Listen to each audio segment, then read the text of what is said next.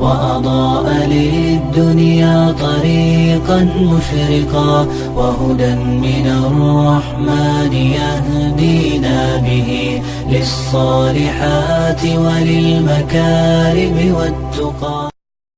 السلام علیکم ورحمۃ اللہ وبرکاتہ. بسم اللہ الرحمن الرحیم. الحمد للہ وحدہ والصلاة والسلام علی من لا نبی بعدہ. اما بعد. رب اشرح لی صدری ویسر لی امری واحلل عقدۃ من لسانی یفقہوا قولی. شروع کرتی ہوں اللہ کے نام سے جو بڑا مہربان نہایت رحم کرنے والا ہے. انشاءاللہ آج کے درس نمبر 131 میں سورۃ الجن آیت نمبر 8 سے آیت نمبر 10 تک کی شرح اور ترجمہ سماعت فرمائیں گے. تو شروع کرتے ہیں. اعوذ باللہ من الشیطان الرجیم. وَأَنَّا لَمَسْنَا السَّمَاءَ فَوَجَدْنَاهَا مُلِئَتْ حَرَسًا شَدِيدًا وَشُهُبًا. کلمت وَأَنَّا میں حرف النون پہ تشدید ہے، لہذا ہم دو حرف کے برابر حرف النون کو پڑھیں گے، کیونکہ تشدید کی اصلیت دو حرف ہے. جیسا کہ یہاں حرف النون ہے تو یہ دو نون ہے، نون ساکن اور نون متحرک. کلمت لمسنا میں یہاں سین ساکن ہے تو ہمیں سین کو ہمزے سے پڑھنا ہے، اور ہمزے کا معنی ہے کہ حرف کی آواز ایسے کمزور ہو کہ اس میں پستی پائی جائے. لمسنا. کلمت السماء میں بھی حرف سین پہ تشدید ہے تو ہمیں دو حرف کے برابر سین کو پڑھنا ہے. پھر یہاں الف پہ مد کا علامہ ہے. یہاں مد واجب متصل ہے، اور مد واجب متصل کا معنی ہے کہ حرف المد اور اس کی وجہ جو کہ حمزہ ہے دونوں ایک ہی کلمہ میں ہو. ہم اس مد میں اپنی آواز 4 مد کے برابر لمبی کریں گے. کلمت فوجدناہا، فا پہ اور واو پہ اور جیم پہ تینوں پہ زبر ہے، لہذا ہمیں یہ تینوں زبر کو برابر سے ادا کرنا ہے. فوجدناہا. حرف دال پہ جزم ہے تو یہاں ہم دال کو قلقلہ سے پڑھیں گے، اور قلقلہ کا معنی ہے حرف ساکن کو ہلانا، تو ہم حرف دال کو ہلاتے ہوئے یہ کلمہ کو پڑھیں گے. فوجدناہا. کلمت ملیئت میں یہاں حرف تا ہے اور اس پہ جزم ہے، یہاں بھی ہمیں تا کو ہمزے سے پڑھنا ہے. ملیئت. کلمت حرسن میں حرف الحا کی ادائیگی حلق کے درمیان والی حصے سے ہے. پھر حرف الراء پہ زبر ہے تو یہاں را کا حکم ہے تفخیم. ہم حرف الراء کو موٹی آواز میں پڑھیں گے، آخر میں سین پہ تنوین زبر ہے. پھر حرف شین ہے کلمت شدیدہ میں. شین حروف الاخفاء میں سے ہے اور اخفاء کا معنی ہے چھپا دینا، تو ہم یہ تنوین کو چھپاتے ہوئے اور غنہ کے ساتھ یہ حکم کو ادا کریں گے. حرسا شدیدہ. کلمت شدیدہ کے آخر میں دال پہ تنوین زبر ہے. پھر حرف الواو آتا ہے. واو حروف الادغام بغنہ میں سے ہے، اور ادغام کا معنی ہے حرف کو حرف میں داخل کرنا، تو ہم یہ تنوین کو واو میں ملا کے غنہ اور تشدید کے ساتھ یہ حکم کو ادا کریں گے. شدیدا وشہبا. کلمت شہوبہ میں شین پہ اور ہا پہ دونوں پہ پیش ہے تو ہم یہ دونوں پیش کو برابر سے ادا کریں گے. آخری میں با پہ تنوین زبر ہے. اگر ہم یہ آیت کو اگلی آیت کے ساتھ ملا کے پڑھے تو کیونکہ واو حروف الادغام بغنہ میں سے ہے تو ہم یہ حکم کو غنہ اور تشدید کے ساتھ ادا کریں گے. وشہبا وَأَنَّا. اور ہم کلمت شہبہ پہ رکیں گے تو اس پہ مد الف سے رکیں گے. وَأَنَّا لَمَسْنَا السَّمَاءَ فَوَجَدْنَاهَا مُلِئَتْ حَرَسًا شَدِيدًا وَشُهُبًا. وَأَنَّا كُنَّا نَقْعُدُ مِنْهَا مَقَاعِدَ لِلسَّمْعِ فَمَنْ يَسْتَمِعِ الْآنَ يَجِدْ لَهُ شِهَابًا رَصَدًا.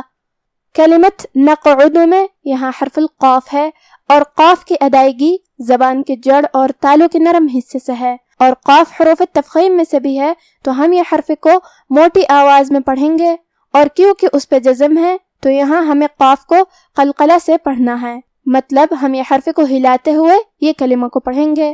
نقعد. حرف العین پہ اور دال پہ دونوں پہ پیش ہے تو ہم یہ دونوں پیش کو ظاہر کریں گے، اور عین کی ادائیگی حلق کے درمیان والے حصے سے ہے.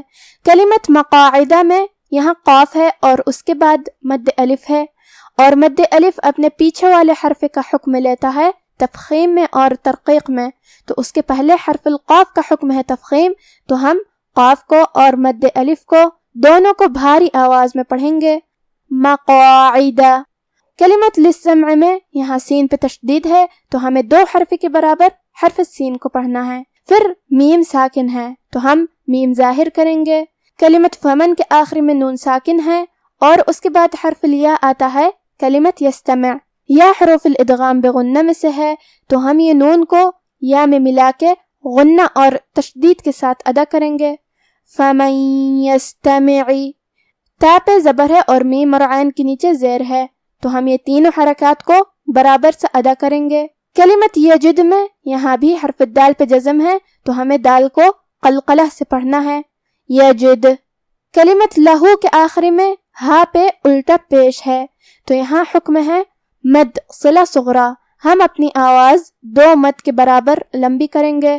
لہو شہابا، کلمت شہابہ کے آخری میں با پہ تنوین زبر ہے، پھر حرف الراء ہے کلمت رصدا، را حروف الادغام بغیر غنہ میں سے ہے تو ہمیں یہ تنوین کو را میں ملا کے بغیر غنہ سے لیکن تشدید کے ساتھ یہ حکم کو ادا کرنا ہے۔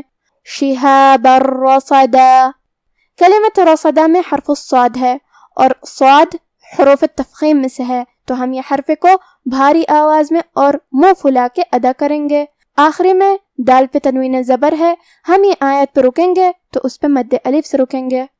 وَأَنَّا كُنَّا نَقْعُدُ مِنْهَا مَقَاعِدَ لِلسَّمْعِ فَمَنْ يَسْتَمِعِ الْآنَ يَجِدْ لَهُ شِهَابًا رَصَدًا وَأَنَّا لَا نَدْرِي أَشَرٌّ أُرِيدَ بِمَنْ فِي الْأَرْضِ أَمْ أَرَادَ بِهِمْ رَبُّهُمْ رَشَدًا۔